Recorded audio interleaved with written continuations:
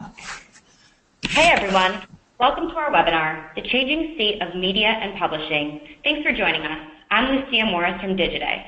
Today's webinar is presented by Oracle NetSuite. Oracle NetSuite Global Business Unit is the industry's leading provider of cloud-based business management software. NetSuite provides a unique suite for each of the industries it supports and is focused on a specific solution for growing media, publishing, and entertainment companies in 2018. NetSuite helps companies manage core business processes with a single unified suite covering financials, enterprise resource planning, CRM, project management, resource allocation, and more. In 1998, NetSuite pioneered the cloud computing revolution, establishing the world's first company dedicated to delivering business applications over the internet. Oracle acquired NetSuite in November of 2016. During today's webinar, we will cover this year's trends in media, publishing, and entertainment. We will discuss some of the recent industry news, the importance of adapting to new market trends, and highlight how new technology can help support your business's growth. You will hear from thought leaders from NetSuite, Deloitte Digital, Chernin Group, Otter Media, and Simplify.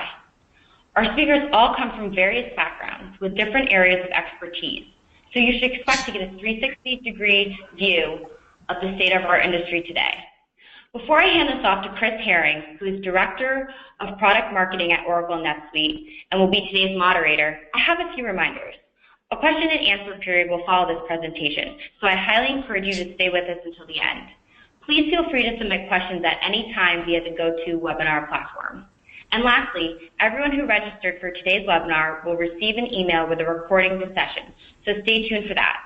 All right, let's get started. Chris, take it away. Thanks, Lucia. Great to be here today, and I'm very excited to be sharing the panelist stage with a number of subject matter experts that I can easily say are both our partners as well as our customers and clients. NetSuite has continued to invest in its industry offerings. Specifically in media publishing, I look after our go-to-market, our product direction, and run our customer advisory board. So here at NetSuite, I reside in New York and work with those customers. So I'm very excited to be the moderator for today and to discuss some interesting currents that are coming into the marketplace and how they'll affect us in 2018. Lots of interesting topics to talk to, and we have the right people in the line to engage with that discussion and lend some credible ideas as to where we might go in 2018. So I'll be today's moderator. I'll be walking us through some interesting topics, leaning on Todd, Jennifer, Pierre, and Neil and their content. So let me begin by passing the ball to Todd to introduce himself. Great. Thank you, Chris. My name is Todd Bayless. I am a partner in Deloitte's Media and Entertainment practice, specifically Deloitte Digital. I focus on helping our clients with strategies and capabilities in video distribution, and in advertising. Fantastic, Todd. Thank you. Jennifer, can you give us some background on your role? Sure. My name is Jennifer Randall. I am the SVP of Finance and Operations at the Chernin Group. I head up all of the financial reporting for the Chernin Group and all of our subsidiaries, and I've been with the Chernin Group for nearly 6 years now. Fantastic. Thank you. Great to have you today. Pierre, can you share with us your background? Sure. Thanks, Chris. My name is Pierre Cadena. I'm the Vice President of Strategy and Corporate Development for Otter Media. Just by way of background, as many of you might not have previously heard of Otter Media, it is a joint venture between the Chernin Group and AT&T. So I do have the good fortune of working very closely with Jennifer, who just introduced herself. Really, the company was formed in 2014. The objective was really to focus on and have a presence in the evolving digital media space. In my role specifically, I am responsible for all M&A and investment activity for Otter, as well as supporting any of the portfolio companies in solving any of their biggest strategic problems. Just very quickly, in terms of our portfolio, as it'll lend itself well to sort of what I will speak about throughout the webinar.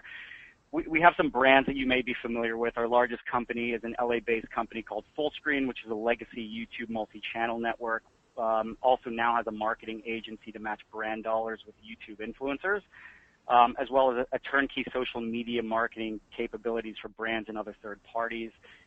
We also have several direct-to-consumer properties in our portfolio. Rooster Teeth is a 360-degree digital media brand for video gamers.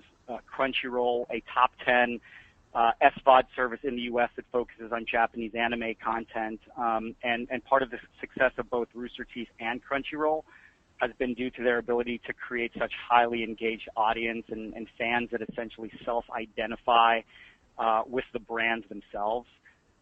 We also have a relatively new service that launched called Verve, another SVOD service, and that one's aimed at fans of geek and nerd culture, animation, comedy, and horror. And Hello Sunshine, which is a venture aimed at creating the next best women's media brand in conjunction with Reese Witherspoon. We also own a digital first content production studio called Gunpowder and Sky, founded by former Viacom and Endemol execs. Thanks, Chris.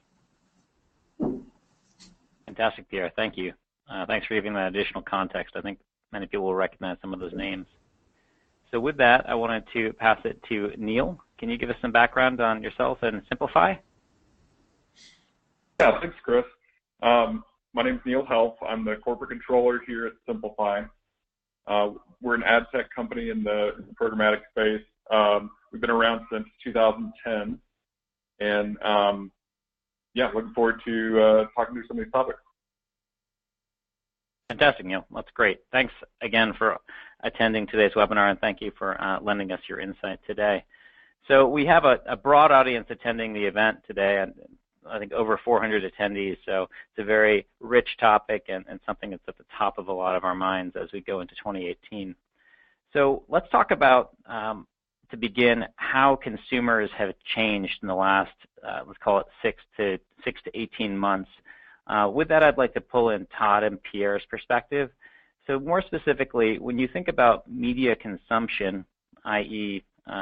end consumers digesting the material that publishers and media outlets are putting out there, can you talk to us a little about some of those changes in the last 6 to 18 months, and perhaps a little before that? I'll go to you, Todd, first. Yeah, great. Thanks, Chris.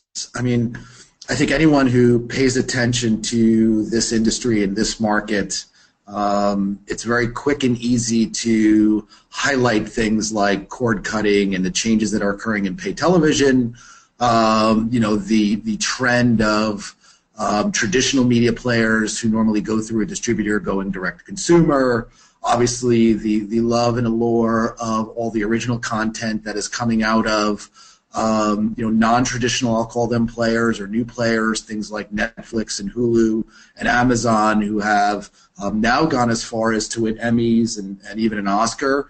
And those are, I think, not wrong trends. Those are all the right things to consider, and everything else we're likely to discuss today.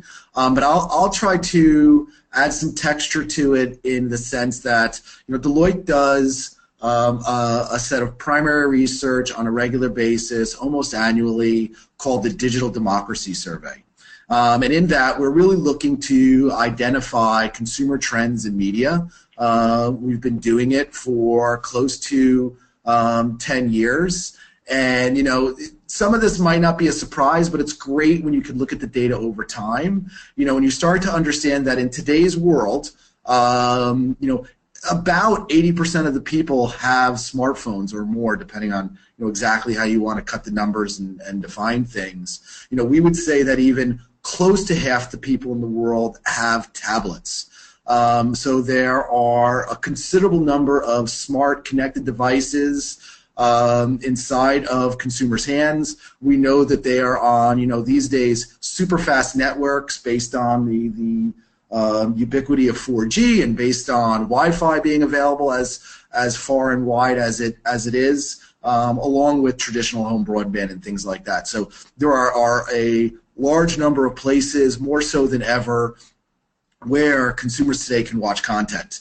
And we know that if we look at one specific group in Gen Z and millennials, which is really obviously growing to be a very important set of today's society, especially in creating trends and helping clients in the media space decide how to invest for the future, over 50% of them are watching TV away from TV. So that is on those mobile devices, that's on tablets, that's also on PCs, and they're watching as much linear television as they are streaming. In many cases, they're watching more streaming. So, when it comes down to, and you say, okay, not only are they watching elsewhere, what kind of content? They're watching content that might traditionally show up in a linear loop, now showing up in a streaming service. All those are things we know, and also things are changing the way media companies look at their businesses, but certainly nice to see it quantified in a study. I'd say if I look at even some traditional media like newspapers and magazines, it's far less than half the people that we surveyed want a hard copy anymore. So, it's really only a certain set of the population that's in the, let's say, upper quadrant of age that are looking for a physical newspaper or a physical magazine. We find that when we look, when we say top 3 content types, interestingly enough, movies are number 1, UGC is number 2, and sports is number 3.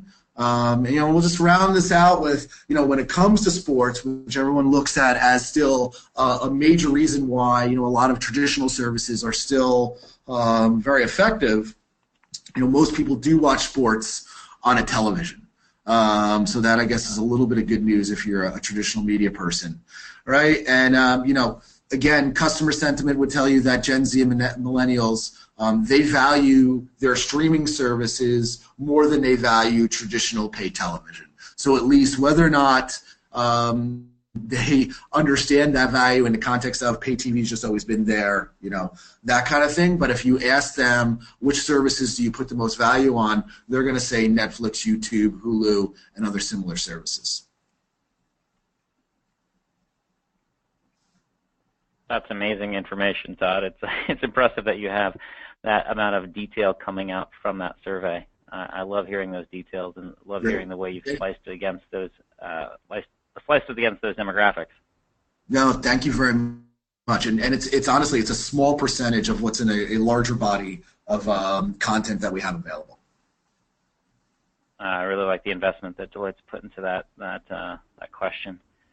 So what are we to do? So, NetSuite here on the business side, supporting organizations like Otter, like Simplify. How are we to position ourselves to take advantage of these trends, take advantage of those dollars that are in those hands of those folks that actually spend most of the dollars in our economy? So, Pierre, when you think about your role in terms of acquiring companies like Crunchyroll, companies like Fullscreen on behalf of Otter, what do you look for in those companies that you feel makes them more relevant, stay ahead of those particular trends? So have you seen tactics and strategies that those companies have taken that you'd be able to share with us today as to how to stay ahead of that consumption change curve? Yeah, sure, absolutely. I think, and Todd hit on a key reality here, which is the reality here is that, today, consumption of media has become omnipresent or ubiquitous, as he said in his dialogue. And clearly people can consume the exact media that they want, where they want at that point in their day, and really, when they want it. And so that was obviously accelerated some years ago by the internet, most recently by the proliferation and penetration of mobile and smart devices.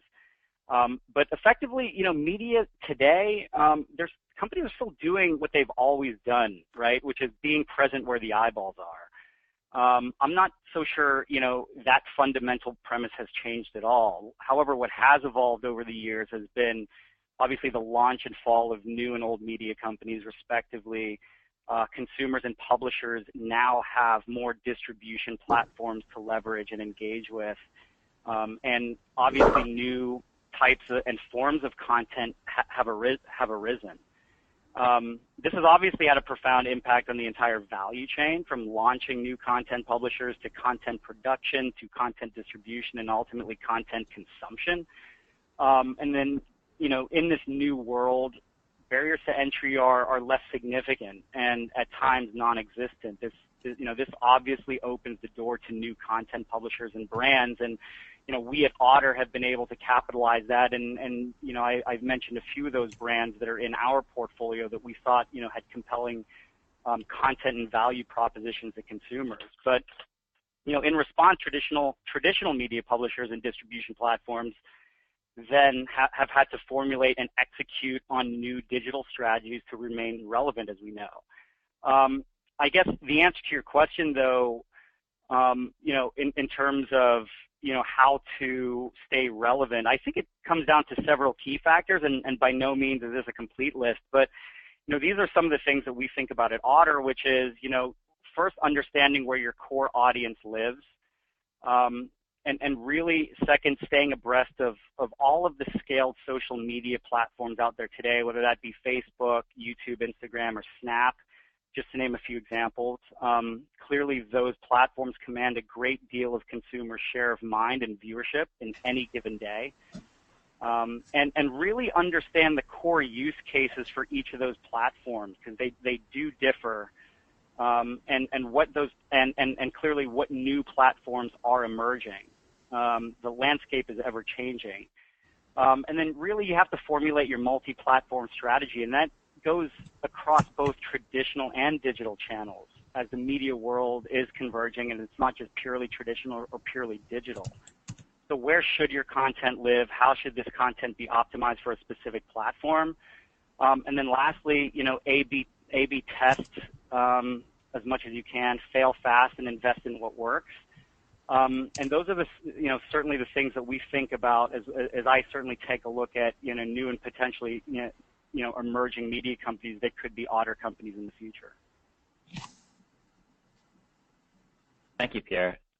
So there's some interesting insights there. So taking away some of your closing points there in terms of identifying strategies where you can capture audiences and understand how you're going to capture those audiences against the different channels leads directly into where we are going next in the question stream, and that's the idea of experimenting and to your point, A/B testing to see where things are doing well and where things won't do well.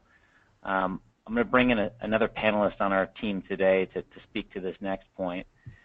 Neil, from your perspective, as Simplify has grown, how have you seen ad tech, which is, you know, a broad group of companies at this point, you know, blending into MarTech, I suppose, how have you seen Simplify evolve, and how has that trajectory of the business changed as you've moved ahead? And have you seen certain, I guess, inflection points in Simplify's history that you feel allowed it to really break out and grow as you have grown in the last 5 years?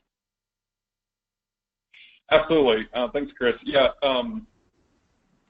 Todd and Pierre really kind of hit on some of the major changes that have gone on in the marketplace. In 2010, when Simplify was founded, it was a little different environment in the programmatic ad tech space. It was, you know, primarily display, and it was desktop. It was segment focused, and so our founders, when they were looking at this environment, you know, they saw an opportunity to be able to target at a more granular level from the broad segment, and utilizing all the data points that were available to target at a more at a smaller point. And so that's kind of how Simplify was formed. And then over time, through a lot of these transitions that Todd and Pierre went through, it's changed dramatically. The move to mobile has been huge. It was a tiny percentage of our business when we first started, and we're now at 80% of our business is mobile. And so, I mean, that in itself, you know, has changed dramatically. You know, also the institution of additional data points. You know, the data has been, I think, the biggest change in that there's so much more of it. We've got all the geo data that we have available now. There's different tactics that are used in the digital advertising for geofencing tactics, and video becoming a much bigger play. And so, in that short period of time, there's been, huge transitions in the tactics people are using and kind of how they're implementing these ad campaigns. And then, looking from now on, Todd, I think, talked some about the OTT stuff, how people are ingesting media, and especially, some of these traditional medias in different ways in a digital format. And so being able to make that inventory accessible from an advertising standpoint, has there's new inventory opening up all the time. Makes sense, and certainly, what's hard to keep track of from our perspective here at NetSuite when we're managing the orders and in the sales process is just the different types of orders and different types of units that are being sold. Whether it's a pre-roll, the simple display ad is seems to be the good old days of digital, whereas today there's all sorts of different variants of ad types with different constraints around them. So it's really absolutely amazing how much that's accelerated. Well, thank you for that perspective. That's really helpful. The next question that we wanted to bring into play here is, how are the big boys coming into the marketplace, and how are their footprints affecting the way not only other big players are coming to market, but also younger, innovative companies like Simplify? So we have these mega mergers like the Time Warner and AT&T deal that's sitting out there, and in combination with that, you have the net neutrality discussion happening at the governmental level. When you think about the combination of that content and channel distribution juggernaut, can we talk a little about how that influence can play into individual companies' strategies and how to plan for potential outcomes there? And with that, I'd like to first go to Todd from Deloitte Digital's perspective. Certainly, I'm certain that some of those concerns and some of those opportunities have come to light in your various discussions. Can you talk to us a little about how that deal could potentially influence the market? Yeah, I mean, it is obviously super interesting on many dimensions. So I think the simplest way to look at it is to say it is another vertical integration where a person who traditionally acts as a distributor and a pipes provider is looking to acquire content. Generally, that's so that they have a hedge for their overarching value chain, where previously it was fine just to let other people create content. Now having that as part of their business is insanely important because they own a larger piece of the overarching business, right, essentially. And with that, you see offerings that are coming out like, subscribe to AT&T and get Hulu for free, and, zero-rated content on top of the AT&T wireless network, and that's, a big part of that. Ultimately, for AT&T, it creates scale. I mean, they have now a massive amount of tier one content, everything from HBO to the studio to CNN, and let's not forget the rest of the Turner networks. So that is very meaningful. It's a very meaningful very meaningful piece of ad inventory for which you can go to market. That fits with the rest of their advertising business. They have a tremendous amount of data for which they could use to help monetize more effectively that ad inventory, and that again is also very meaningful as traditional media moves from something that was predominantly sold based on age and gender is now we're now moving past that, and having appropriate data on who that audience is wherever they are is obviously extremely important for brands, so they can make sure that the right set of humans is getting their brand message and that it's getting there at the right time. With all that in mind, they've also now, it's very public, they hired a gentleman by the name of Brian Lesser, and they're creating a new organization inside of their business specifically to help them, take advantage of all the capabilities required to deliver this next generation of advertising and to create a business around that. So, as they start to do that, and, like I said, they have all this scale amongst all the different dimensions of their business. If you're Verizon, who's done some interesting things with AOL and with buying Yahoo, you have to look at yourself and say, wow, do I have the same scale and content? Because the rest of my business with Fios and a wireless network looks the same. So what it ultimately just comes down to is anyone who is in this attention economy, who, as Pierre said, is looking for eyeballs, it's real important that they create scale in data, in digital experiences, in everything that's, a part of this business, so they could do as best a job of monetizing that attention with all the brands and everyone who ultimately, is looking to reach an audience.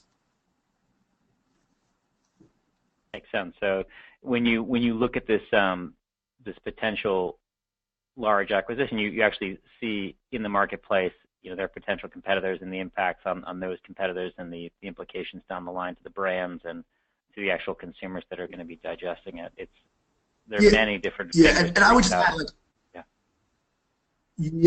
and I have to say, I think 2018 you're going to see considerable more acquisitions and integration. We know that, right? As of right now, there's three offers to buy, the entertainment assets within 21st Century Fox. And the rumor is, I think some of it's very public, is it's Disney trying to create more scale because they just want to be in content. So how do I create more scale in content? It's Comcast, right, who has a wireless business now. They have their traditional business, has NBC Universal, and looking to expand upon that. And the last one is Verizon. And don't be surprised if you see CBS, potentially do something still with Viacom. I mean, you're going to see a considerable amount of continued integration like this. Same would be true for those people who are in the Valley. What's Google going to do? What's Facebook going to do? What's even Apple going to do? Are they going to invest more in original content? Might they buy someone? Who knows? Very interesting. Very interesting. So thanks for that Deloitte perspective, Todd. So Pierre, from your perspective, from inside Otter, can you discuss just some high-level topics of the deal that are interesting to you that are out there on the press that might not be hitting everyone on the line here? Sure. Obviously, AT&T is a shareholder of Otter Media, and so I would say at the highest levels and selfishly, it's a very potentially exciting acquisition, which we also tend to think can accelerate some of our opportunities on the digital side as well. And so we are obviously keeping a close eye on everything. I think from a rationale perspective, I don't know if I can add anything more than what Todd just mentioned, because I think we very much feel the same way. I mean, I think the rationale for that deal was supported by the headline, which was to converge the world's best premium content with the networks to deliver it on every screen and exactly how customers want it, whether that be traditional pay TV, over the top, or mobile. And I think the old adage that we've all heard many, many times before in terms of content is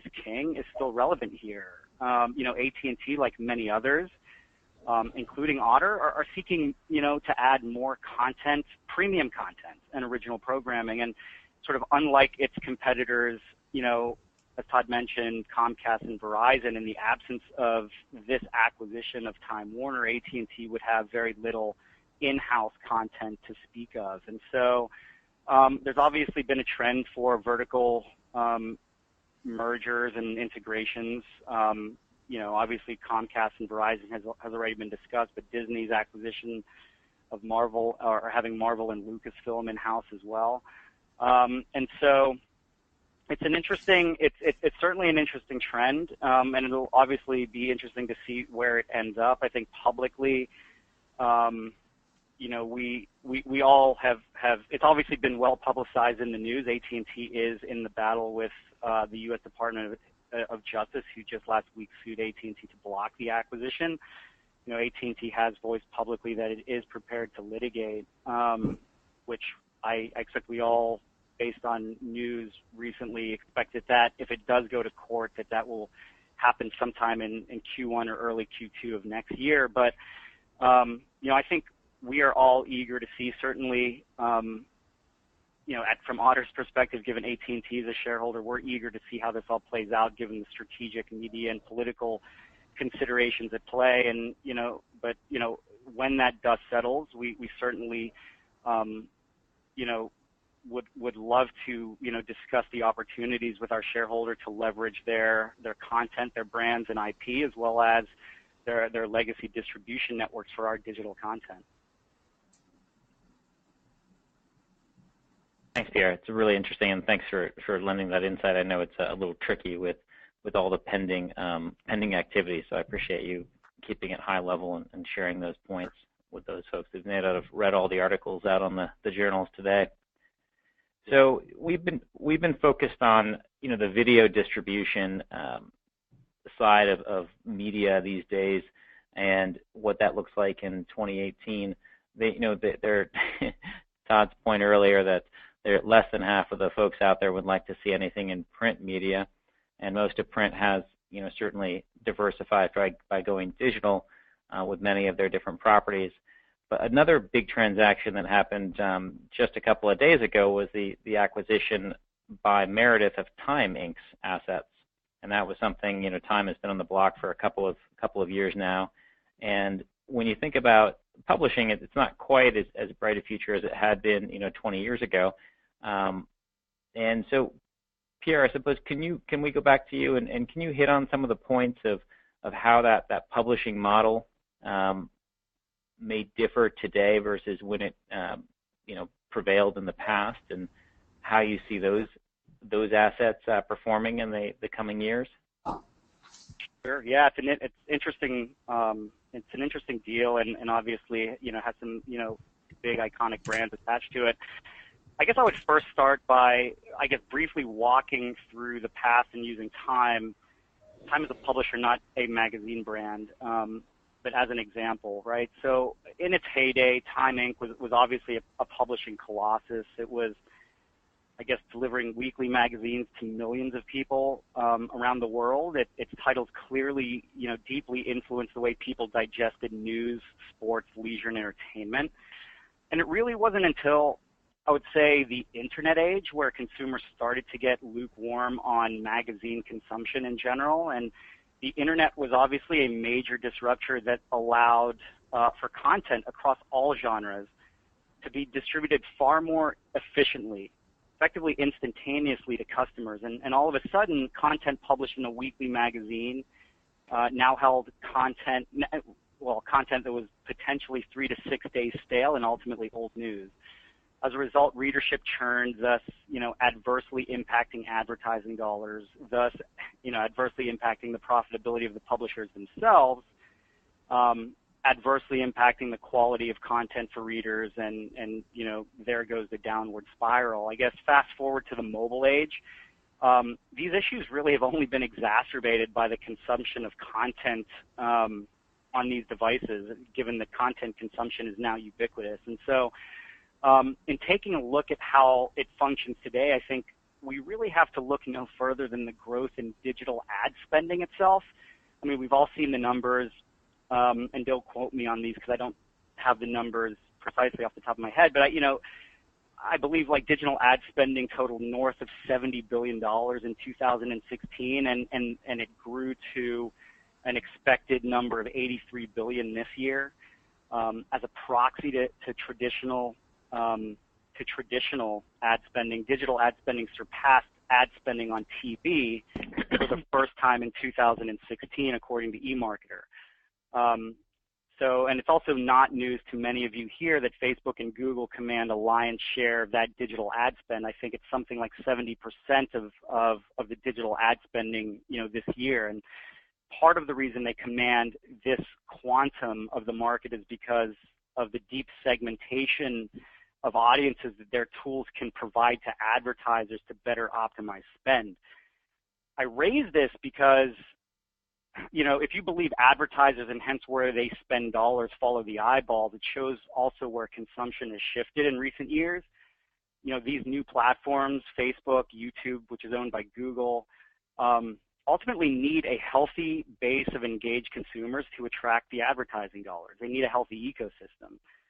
Engaged consumers, require compelling, engaging, and a steady stream of refreshed and relevant content relevant to them, and content that's optimized for a particular platform of their choice and for a particular form factor of their choosing, like a handheld mobile device, a tablet, or a web browser. So this desire for a healthy ecosystem has opened the door for new publishers that did not exist, a mere 1 to 2 years ago. Some of these are publishers in my ecosystem here at Otter, but also, open the door to traditional publishers who have also successfully navigated the transition to digital. I think those that have not are likely finding it a very challenging time to operate. No, certainly, and we've certainly seen some of those publishing outfits fall by the wayside in recent years that haven't successfully navigated those changes. It's impressive seeing even some of the stalwarts of the newspaper areas getting purchased by folks like Amazon, et cetera. So within that, thank you for that background, Pierre. That's really helpful, and I think folks on the line would really appreciate that. So let's talk about some of the digital native publishers. Obviously there are folks like BuzzFeed and Business Insider and others like Ziff that have gone from traditional to purely digital, and those digital natives like Refinery and She Knows, all of whom are customers of NetSuite's actually. It's interesting to look at something else happening recently. Companies that at one point were the darlings, folks like Mashable, are actually potentially getting knocked down from those lofty valuations. So when you look at how some darlings like BuzzFeed and Business Insider continue to perform very well, but folks like Mashable and perhaps a few others getting knocked down, can you go back to Todd on this one? Can you lend some insight as to where you see that breakdown? How did some become the darling of that digital space, and others like Mashable really just not monetize their exit as much as they had at one point hoped? Yeah, I mean, couple things to consider, because I looked up the numbers this morning just to be prepared. March 2016, the valuation when they were looking for investment or another round of investment of Mashable came out at $250 million. When they just were sold to Ziff, it was $50 million. So that's obviously a considerable way off of what they were looking to get just a couple years ago. So, there's been a lot of press around digital advertising and some of the challenges that it's had, and it's affected folks like Mashable the same way it's affected folks like, honestly, Facebook and Google. And, that really just relies on a ability to deliver measurement in a world where, there's not clear standards and consistent standards on things like viewability and brand safety and, what is an eyeball and how do they weed out, basically fake traffic. So with all of those things, being relevant or prevalent in the market today, you have seen a very large shift in certain cases where advertisers have taken time off from certain properties and certain types of advertising. I'm not saying that fits into Mashable's bucket per se, but certainly if I look at the industry as a whole, P&G came out this year and said they're not going to be investing in YouTube because of some of those types of challenges, and that's a obviously very large piece of digital advertising. Pierre mentioned that and we hear this all the time as well, and it's true that digital advertising is bigger than TV advertising, and we just say, great, now take out Google and take out Facebook and tell me how big digital advertising is, and all of a sudden it becomes the size of a peanut, because they own, my number is around 85% of the market in digital. So those businesses are challenged because digital advertising hasn't matured because of some of the complexities in the same way that TV ultimately matured and relied on Nielsen, and it was a lot more straightforward.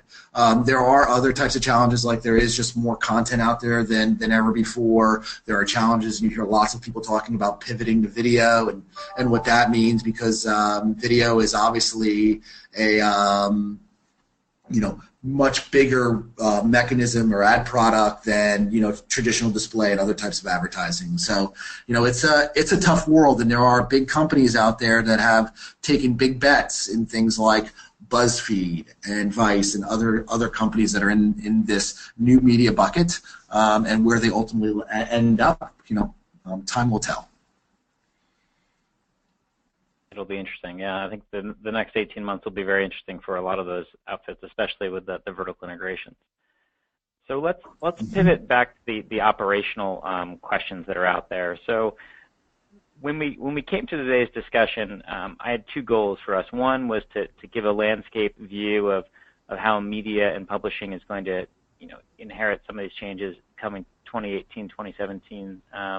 And I think we've accomplished that by going through some of these interesting transactions and some of the challenges that are facing them. If we get down to the individuals that are within these companies making the decisions, we're very lucky to have two operators on the line with us today, Jennifer and Neil, who've been able to steer their companies through these different environments with their co-executive teams. I wanted to get down to some of the tactical choices and strategic choices from a systems and from an operational perspective that you've done or made in the last 5 years to help you scale. I know, obviously, both of you are customers of NetSuite, which we'd hope is one of the central strategies of scaling.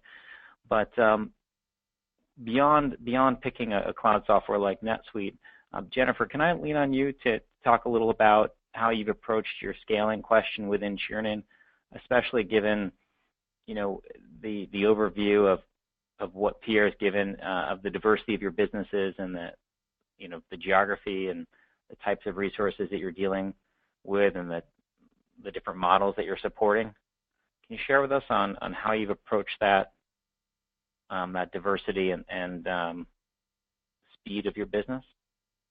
Yeah, sure. So, as Pierre said, Otter Media in itself is diverse, but as we kind of roll up the chain at the Chernin group level, the complexities of having a Chernin being a media company as well as an investment company investing in minority and majority stakes, which creates complexities at the financial reporting level. We needed solutions that would help scale and also provide information, on fairly quickly, right? So my job was to figure out solutions that would do all of those things. And, the first order of business was to look at, ERPs, right, and whether it's cloud-based or not. And NetSuite for us was one of the first things that we felt that was needed, given what we needed to accomplish in a short amount of time. Because, as I said, I started here, in 6 years ago, nearly 6 years ago, and the company has grown tremendously since then. So from that time when I started, we had to get in a solution that could scale and support our needs, in a relatively short amount of time. And, and I can say with NetSuite, it's been great, and it's been able to support our business and the challenges that we've faced from a financial reporting perspective. Excellent. Now, when you think about, the financial reporting and the cloud nature of it, have you seen, changes in the way your business has evolved? So, back in the day I know actually when, I guess, Pierre Chernin and the co-investors group put together Churn, it was almost at the same time you rolled out NetSuite. But can you talk to us a little about the, I guess, what was happening before then? Were you managing things manually? Was it a QuickBooks scenario? Yeah, so it was quite interesting. It was a very manual process in that we were on QuickBooks and we were doing manual consolidations because, as I said, we have minority positions and we have, majority stakes, which, not to get too much into the weeds, requires consolidation. And from the time that I started, it was, it was easier to handle through kind of a QuickBook scenario, but as we grew and grew fairly quickly, we needed something more robust to handle the multiple consolidations because, in April of 2014, Churn invested in Otter Media, and so that brought on a lot of additional financial reporting needs, whether at Otter or up the ladder at the Churn Group. And so, moving from a QuickBooks scenario to where we had, maybe at that point, maybe 10 to 12 subs, growing to nearly 50 subsidiaries within probably a 3-year time frame. 50 subsidiaries, interesting. And you've been able to do that with that scale. Have you sorted how to manage, your chart of accounts, and can you talk a little about the strategy in terms of normalizing that data across the subs? Right, yes, definitely. So through that process, through the implementation process, we did develop a, standardized chart of accounts, which helped the consolidation process, as you can imagine. Before it was very manual and just kind of taking things and hoping everything got in the right bucket as you kind of summarize things. But I think overall, going through that process and, while it was hard at the implementation phase, it definitely helped us make sure that things were normalized from a consolidation standpoint, where before we were just hoping that we got it right. Yeah, no, there's a little, I'm glad to hear that. I'm glad to hear it worked out well. So on that idea of hoping and kind of and planning and experimenting, going back to Pierre's point of, A/B testing, I wanted to go back to Neil and ask, when Simplify looks at new offerings and potentially new subsidiaries, potentially new products, can you talk to us about how your business sets itself up for those new experiments? Do you set up new projects? Do you set up new subsidiaries to isolate the risk for those experiments from a systems perspective, from an organizational perspective?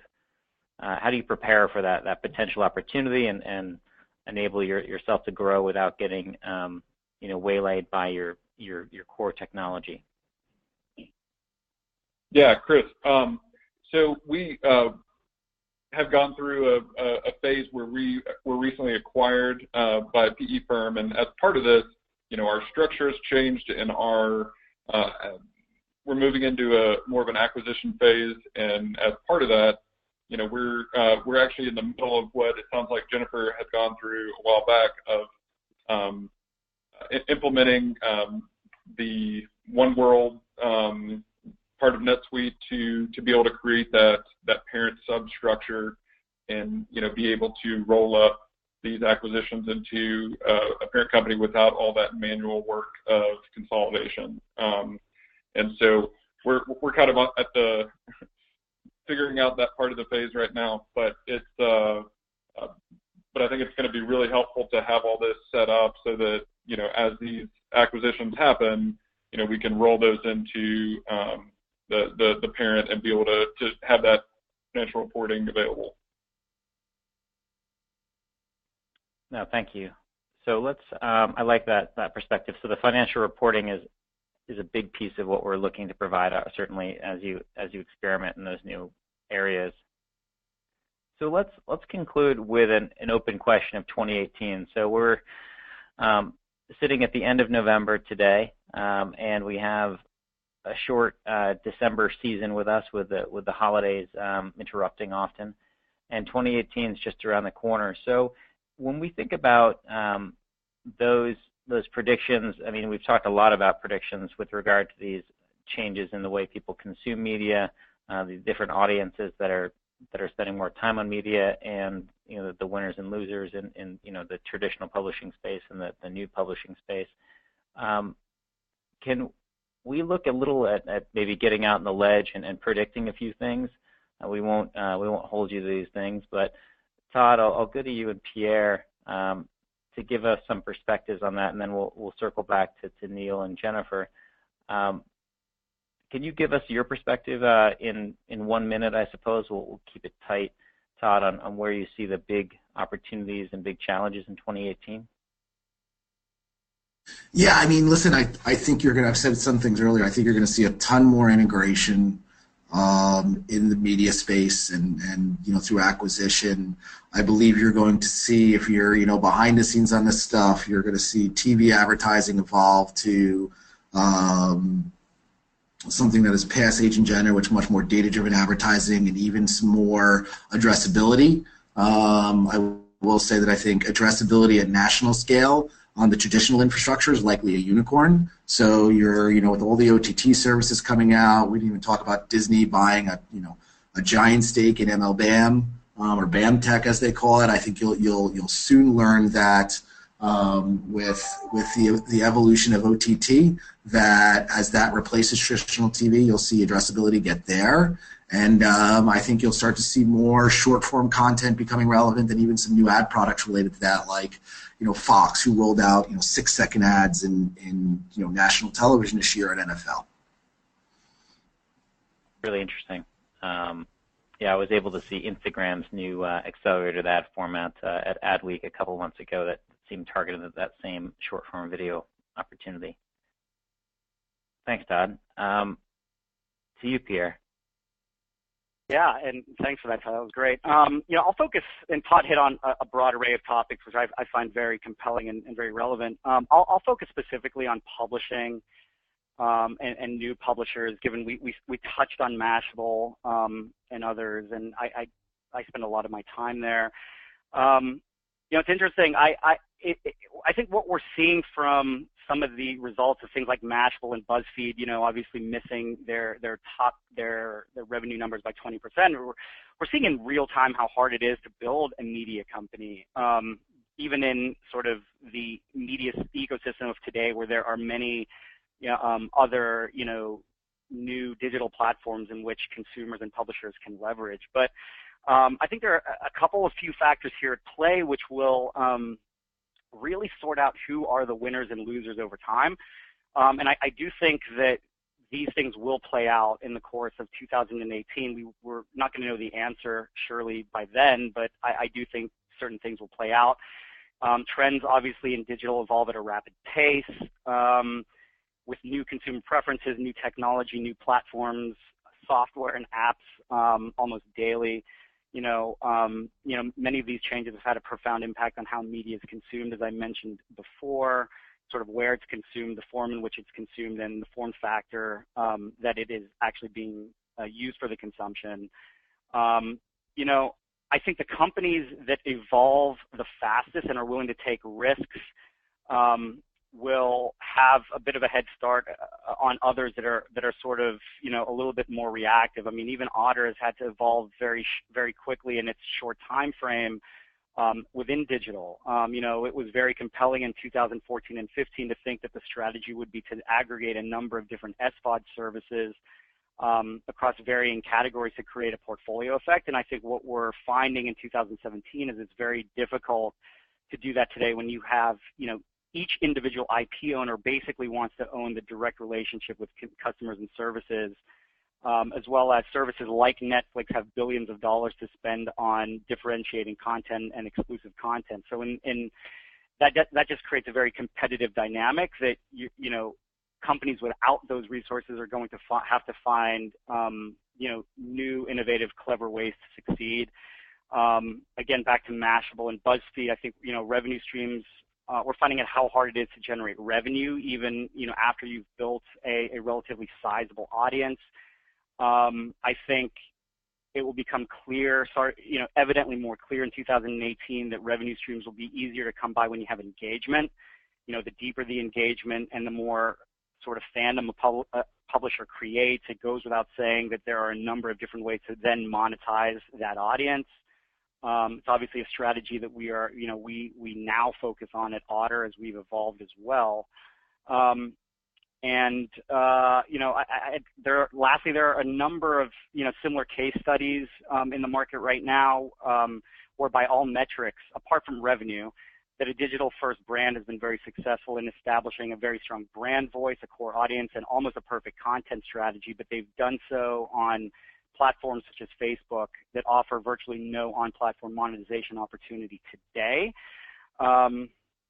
It'll be interesting to see how, and obviously brands have then had to evolve and think about clever ways to monetize their audience in the interim, whether that's driving them on, off platform to an owned and operated destination like a website or a YouTube channel, or try to be an agency by matching advertisers with their marketing dollars to spend, to basically spend with their audience by engaging in branded content integrations. And so I think it'll be interesting to see how that all plays out, and ultimately we're all sort of optimistic that on-platform monetization opportunity at a very significant and important platform like Facebook does become a reality, although we've been saying that for a number of months to years already. And so I do think a lot of these things and themes will play out for publishers. In the meantime, certainly if there's any buyers out there, I do think that they certainly would welcome a correction in terms of these lofty valuation expectations out there. And so we'll see how that all shakes out in the coming months. Really interesting. Yeah, I think I'm certainly interested to see how this plays out. I think that there are a couple of questions that have come in during the course of our discussion here today. I think we've prompted a lot of thought amongst the audience. Some of them include questions around, whether the paywall is going to come back and whether there's going to be a move back to paywall. There's some other comments here about other opportunities to aggregate experiences for publisher groups through organizations like Scroll to deliver, ad-free experiences to consumers. There seems to be a few questions that come out that tie directly to these questions. So there are a couple also of housekeeping things I wanted to highlight here before we close. I think the Deloitte report that you referenced earlier, Todd, is that something that Deloitte Digital makes available through a registration, or is that something that's more proprietary? Yeah, no, the full report's on our site in the form of a white paper, and Chris, I can get you the URL so you can send it out to the group. There's no problem with that, or they can go to the Deloitte website and look up digital democracy, and you should find it without an issue. Okay, thank you.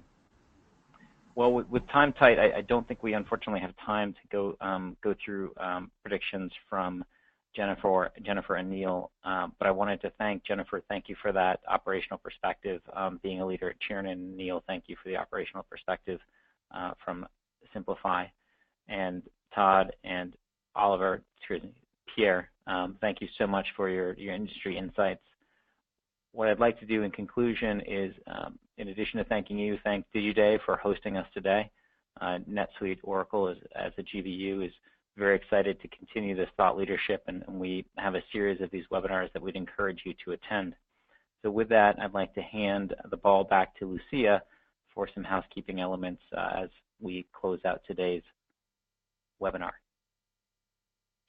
Awesome, thank you. Yes, I would just like to thank you all again, Chris, our panelists, our partner, Oracle NetSuite, and all of you attendees for joining us. We hope you learned something.